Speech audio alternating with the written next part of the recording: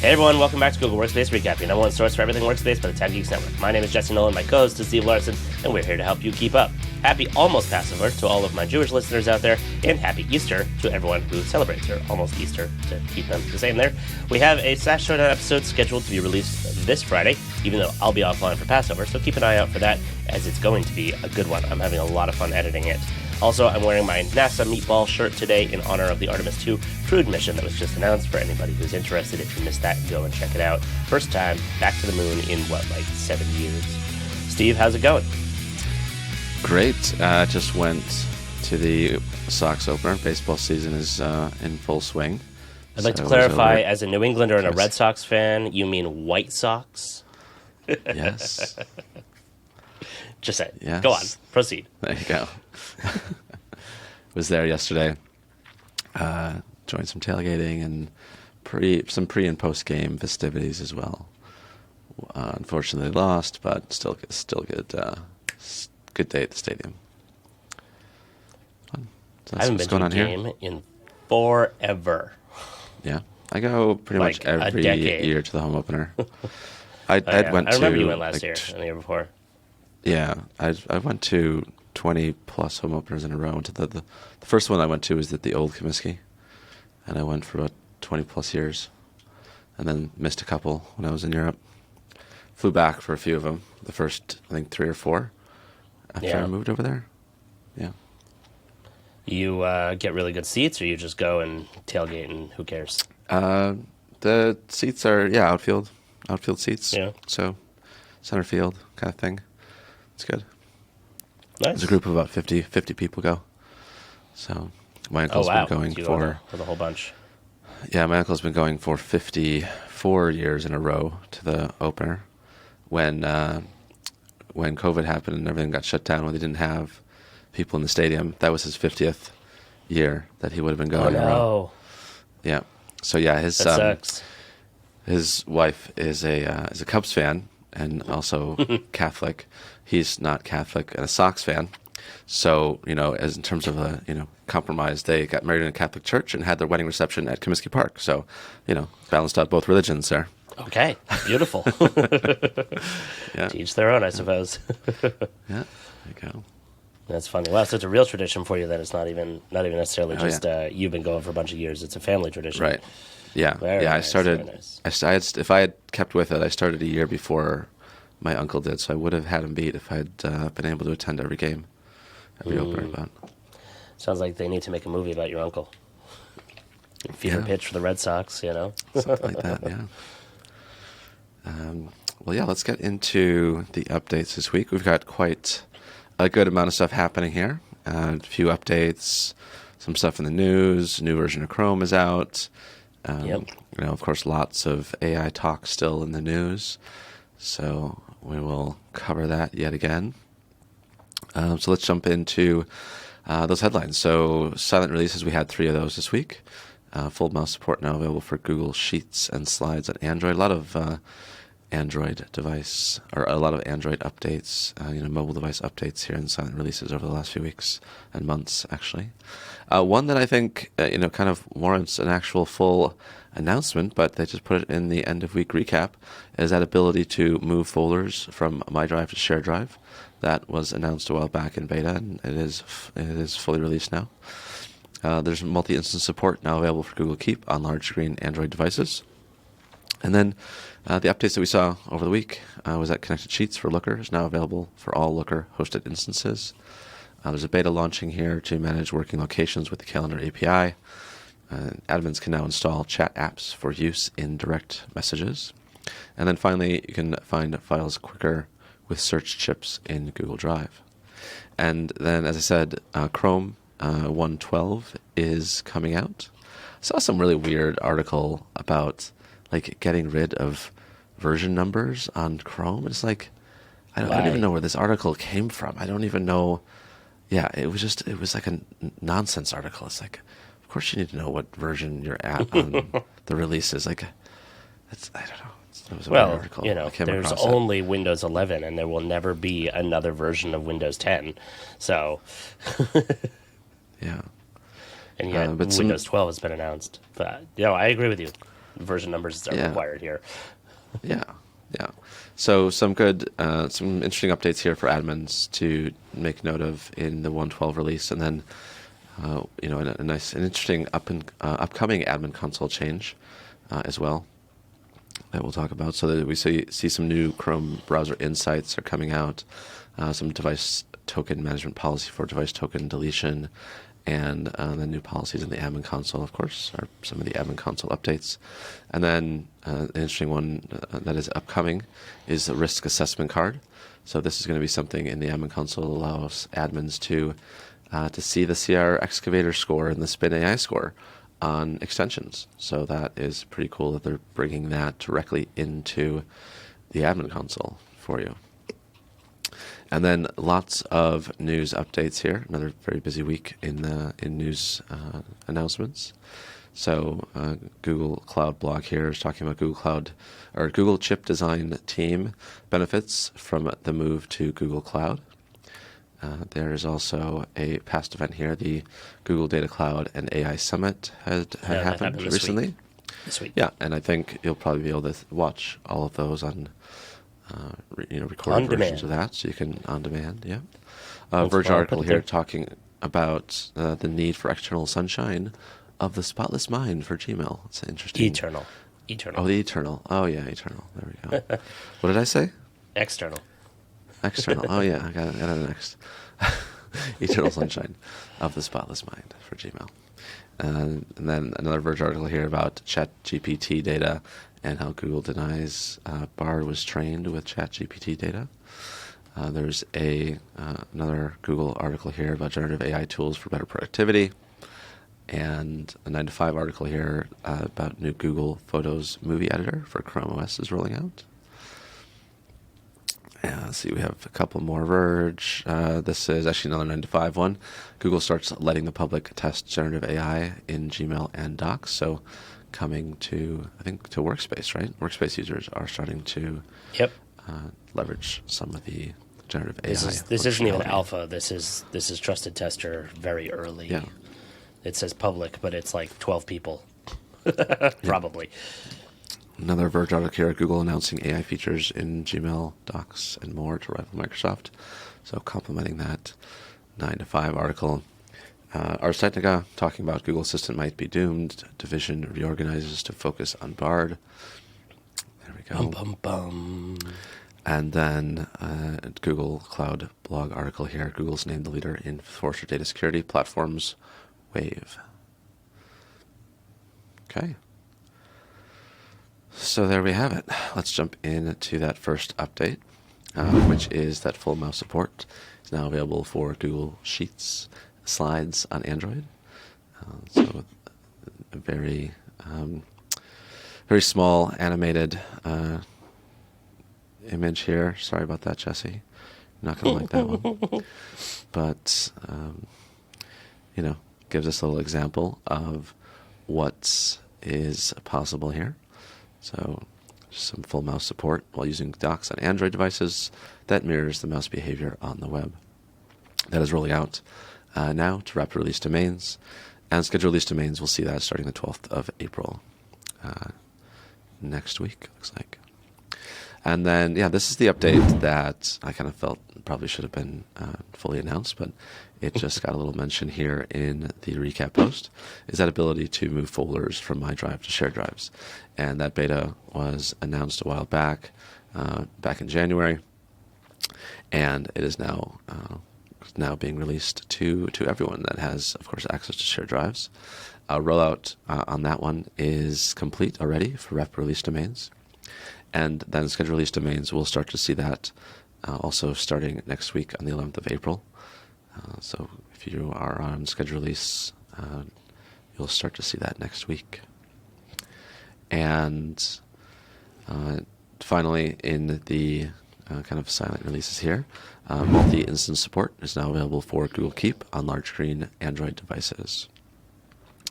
So this is just kind of following on from a previous announcement where Google Keep Notes were available on the home screen for Android devices. This is the introduction of the ability to open a second instance of the Keep app on the same device.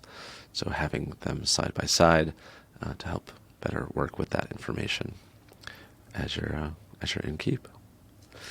And then let's see here. Let's get into the rest of the updates that were announced.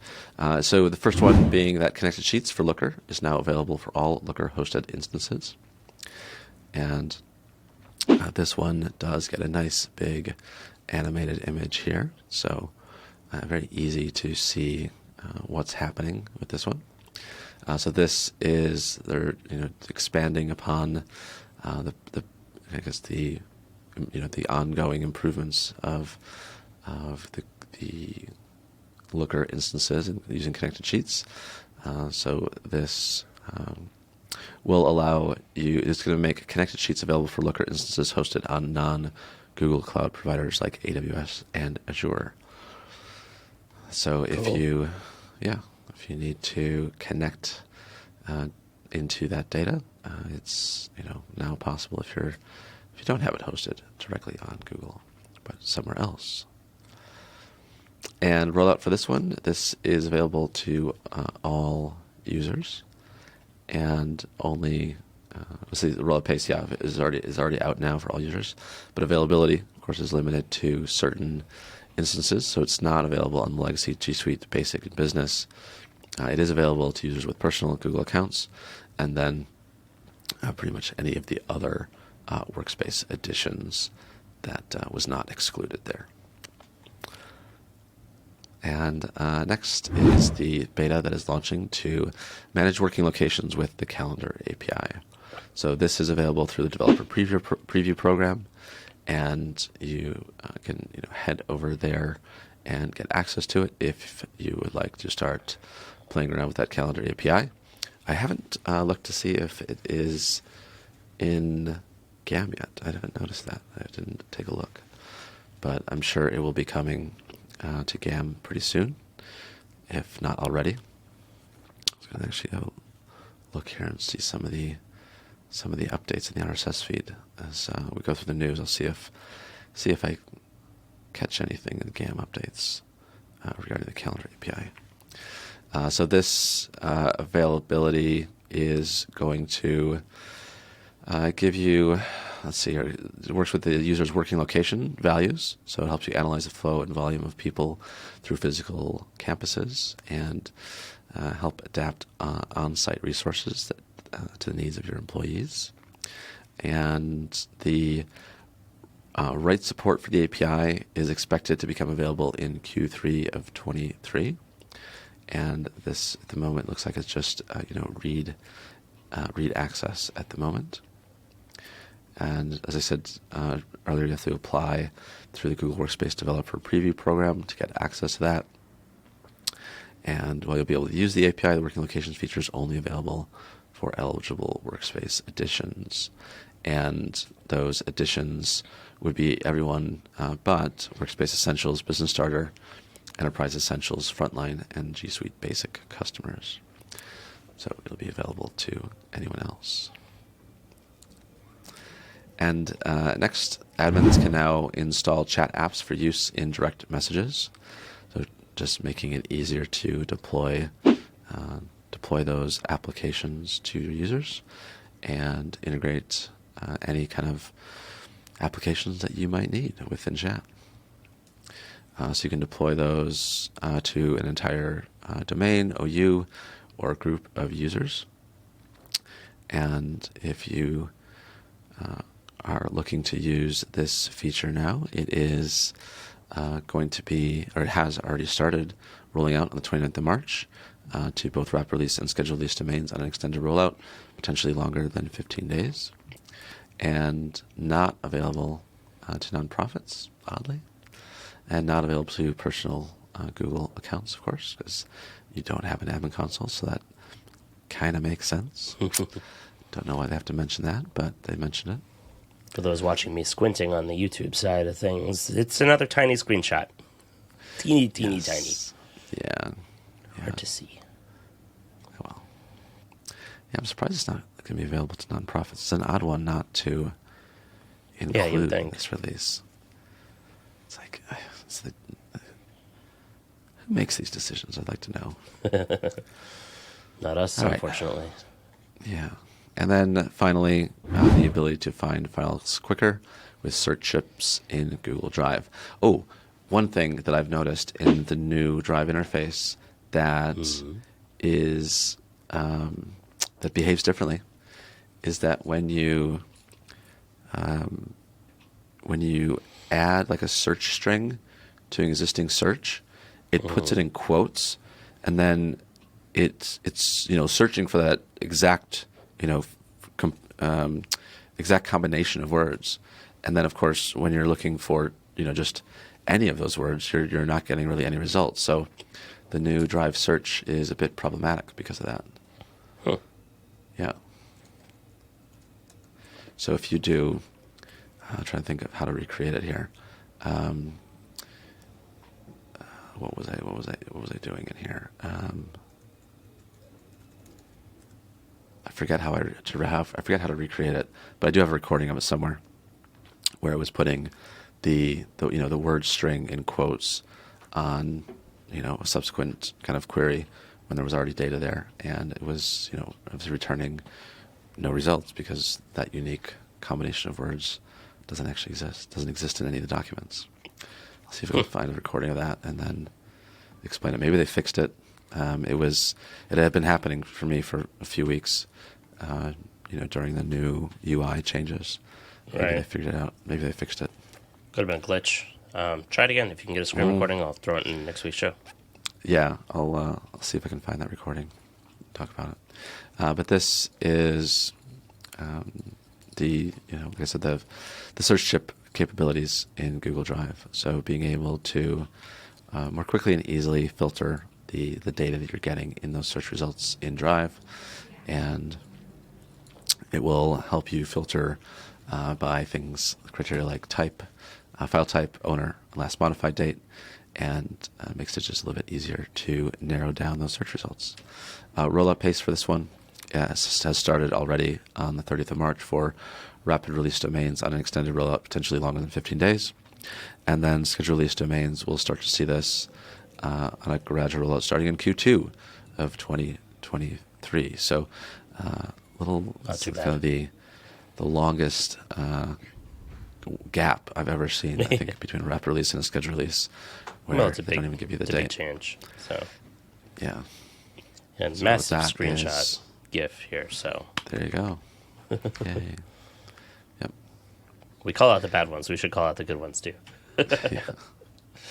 Yeah, this is going to be available to all Workspace customers and legacy G Suite Basic and Business, and also available to personal Google accounts.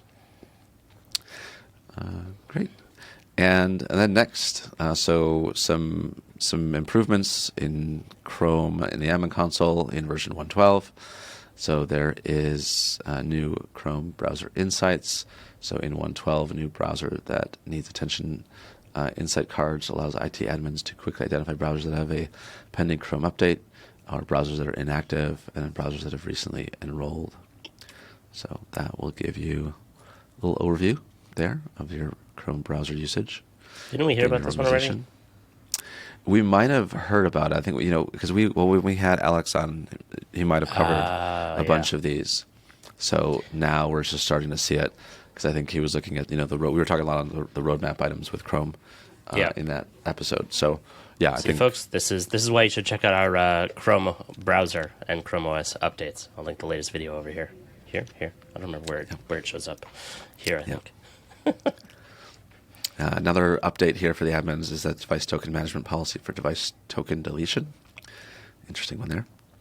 That's just a policy there to allow CBCM administrators to delete the device token on the endpoint device when deleting a browser from the managed browser list in the admin console.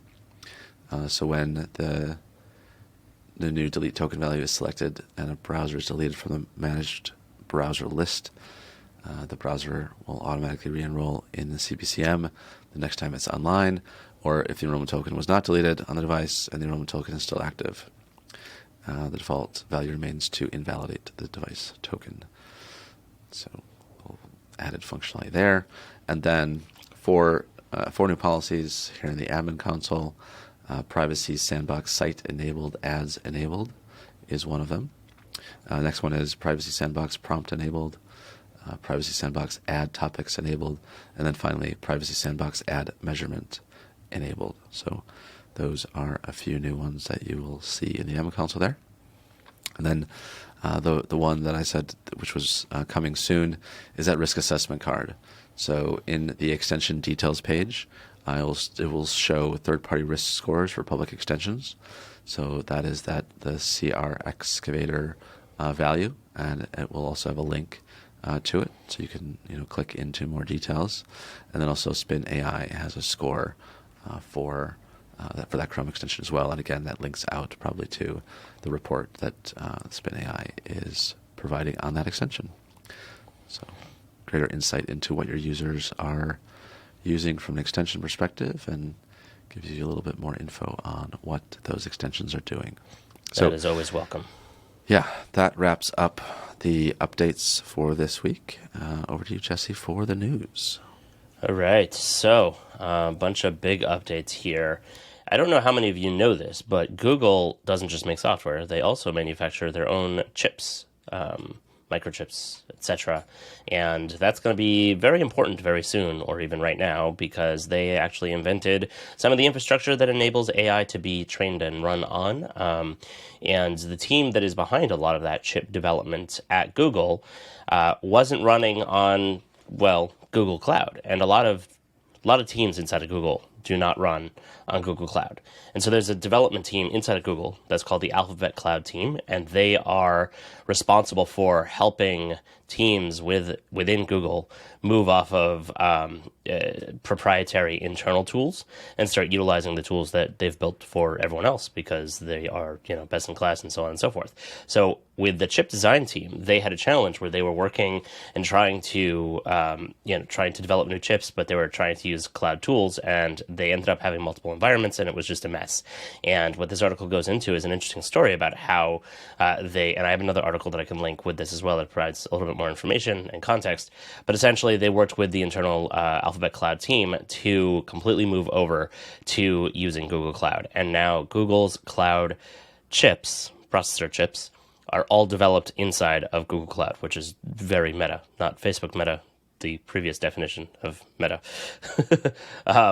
Nice picture of a bunch of TPU V2s running in a server center here. We don't very often get looks inside of the data center here, so always interesting to see when they include those. And maybe I'll just steal this and add it to the background of SaaS Showdown or Workspace Recap here. That looks like a good one to have instead of the other ones that we have that are just generic that I got off the internet. Although I think the one actually in our background is a Google data center. I'm pretty sure it is one of them. The SaaS Showdown one is not. Incidentally, I ended up using a data center for both of them because they're both cloudy, so, cloud-based shows. But anyway, there's an interesting article, something you don't really often get to see on what happens behind the scenes in terms of infrastructure and development and how all that happens. And there's a little video here from the Google Cloud chip design and development team. So go and take a look at that. All right, an event that occurred this week virtually was actually a bit of a big one. That's where a lot of the stuff that we're going to talk about in the next couple of articles came out of, is the Google Data, Cloud, and AI Summit. And this aired on March 29th and went right into the keynote of what's new with generative AI on Google Cloud. So if you're interested in what's coming for Workspace and Google Cloud, you should definitely take a look at the whole series here. They have two tracks, one on AI innovation and one on data essentials, which goes into what's new in each of the different products there and product suites. As it says here, the digital event has ended, but you can still view the sessions on demand. So there's keynotes, 14 breakout sessions, demos, and learning resources. And of course, it is free. So head over to the link in the show notes to view that. This is a opinion piece from The Verge. We need eternal sunshine of the spotless mind for Gmail. And they struggle from a problem that many of us probably struggle from as well, is that your inbox is likely terrible nuclear wasteland of just tons and tons of emails. I mean, I'm inbox zero every day. So, no, I'm just kidding. That's not reality. I try for it, but it doesn't work.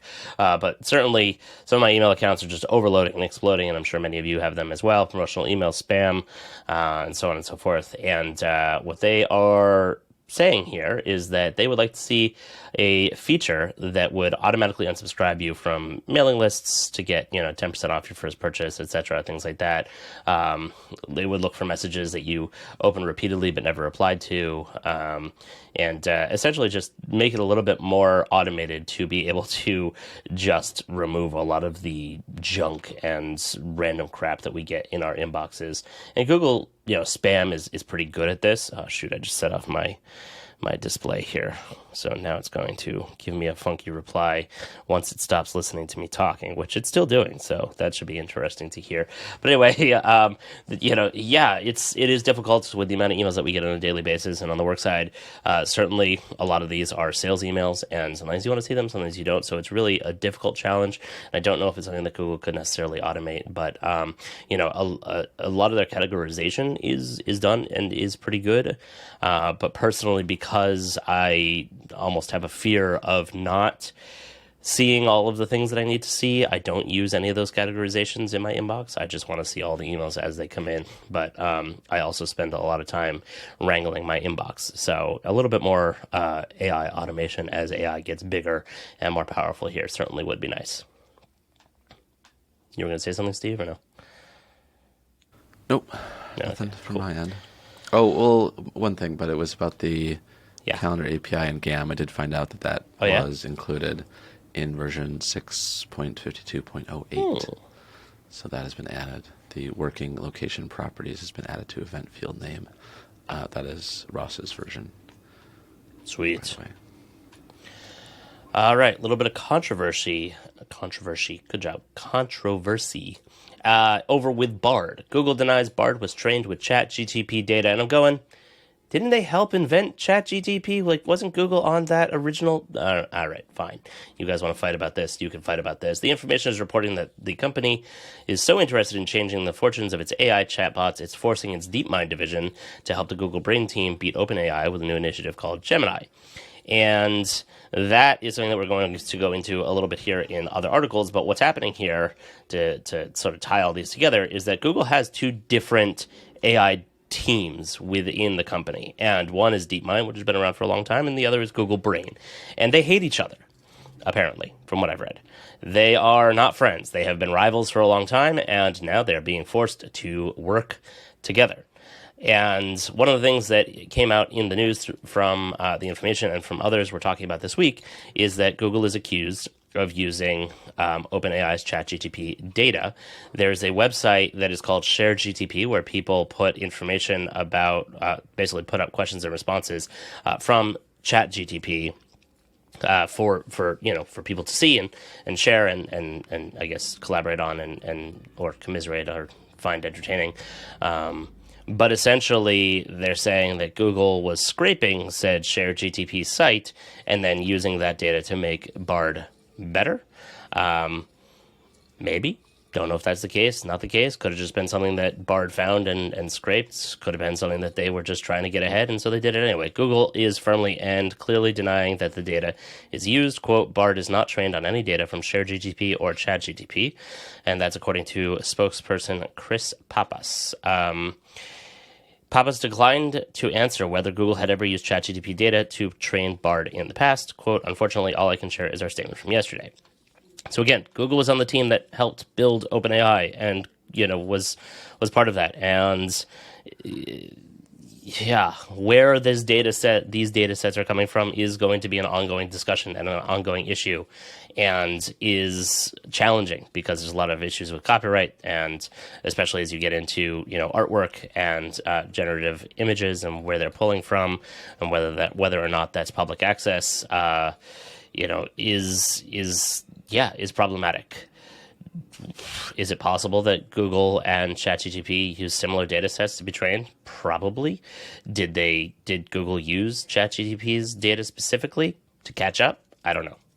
Again, I've theorized on this show in the past.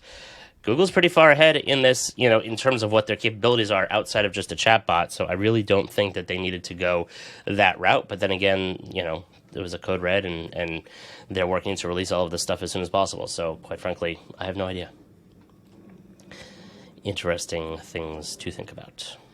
Speaking of Bard, Bard is coming to Workspace, and there is a new homepage for generative AI in Google Workspace. Workspace.google.com/solutions/AI, which I imagine if you just go to Workspace's homepage, you can click on Solutions and then AI to get here as well.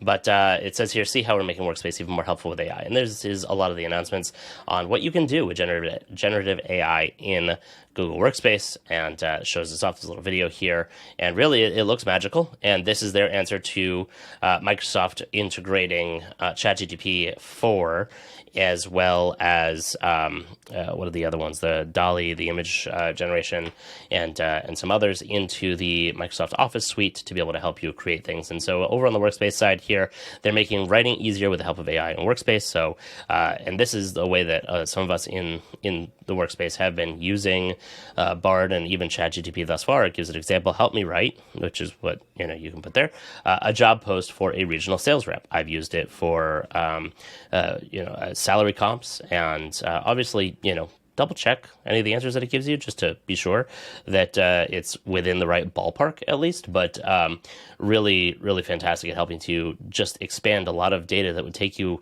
a lot of time to do research on, that you no longer have to spend that time doing it. It'll also allow you to convert meeting notes into an email in Gmail. So you're in a meeting, you're taking a whole bunch of notes, you want to dump them into an email, you can magically do that with Bard/Gen AI. Of course, it says here, these features look cool. How can I get access? And it says, we're currently testing these new experiences with a group of trusted testers, as I said at the top of the episodes here, starting in the United States. We'll add more people to the new experience over time as we learn from early usage and establish a tight loop of customer feedback to help improve the experience. So anybody over on the Gen AI team who's listening, we would love to be a part of that loop of customer feedback. Get in touch, info@tabgeeks.com or on Twitter, and we'd be happy to help give you feedback on what we think about how well this works. I certainly cannot wait for Gen Apps to be writing my emails for me. There was a meme that I saw going around that showed somebody using a generative app to take a short sentence in an email and expand it into a full long email and then sending it off, and the person on the other side using AI to summarize said whole long email. So basically all of our emails in short order are just going to be robots talking to each other and summarizing and writing things for us. So I guess that is something to look forward to. But the biggest thing for me with all of these is the fact that it's going to be taking away a lot of the manual labor that needs to be done. That is, of course, presuming that we can have these put out accurate information, which at this point, so-so. All right. Next, we've talked about this before. Google Photos has been putting together a movie editor for Chrome OS, for Chromebooks, and it is now rolling out. So this was tested last year, and this is something that, Chrome has not had a movie editor for a very, very, very long time. There was one that came out a short while ago. I'm blanking on the name of it now. I can try and look it up, but we did talk about it in one of our previous episodes, but now Google Photos natively can do it here.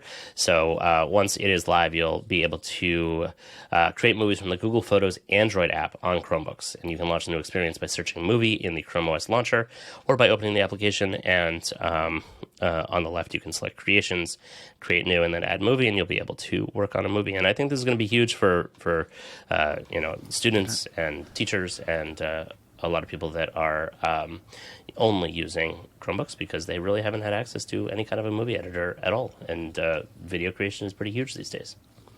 Are you thinking of Picasa? No, dude, no. Picasa. Wow, throwback. Yeah, old school. That was old. Whew. Yeah.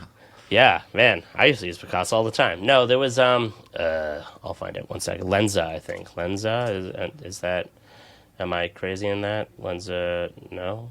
Okay.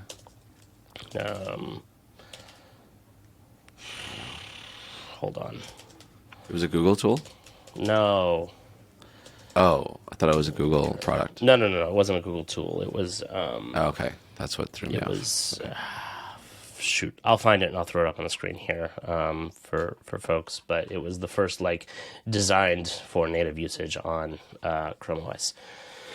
And when we announced that it was in beta, it's now out. But I'm totally blanking on the name. So sorry about that, folks. I'll put it up on the screen. All right, as we said, Google starts letting the public test generative AI in Gmail and Docs. I'm really looking forward to this. Anybody who's listening over at Google, please, I'd love for you to reach out and give us access to it so that we can start playing with it. I did get access to some of the Google Cloud AI generative stuff, but that's not going to help us here. So again, it's a very small trusted tester program. It spans consumers, enterprise, and education users over 18 in the United States.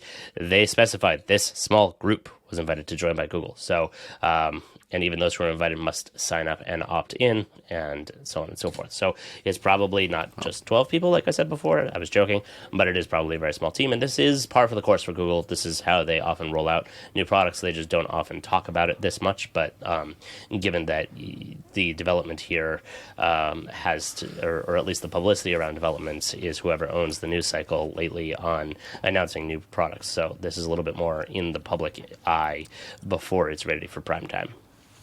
Yeah, it was announced back in July last year that this would be coming. So it's taken about a year, almost a year. That's par for the course for Google's big design changes I'm seeing here. Feels like it for me anyway. More information on the details of what you're going to be able to do with generative AI rivaling Microsoft is a Verge article. Google announces AI features in Gmail, Docs, and more to rival Microsoft, and similar video here to the one that is over on the new Workspace homepage, or it could be the same one. No, I don't think so. Really it's really well put together, and I hope it works as well as the design here shows. But essentially, you're going to be able to use generative AI for creating images in your presentations, for example. It shows you creating Google Slides and just having it all come together really nice and easily with your own custom imagery. Now, again, custom is based on, trained on what data and whose artwork, I don't know.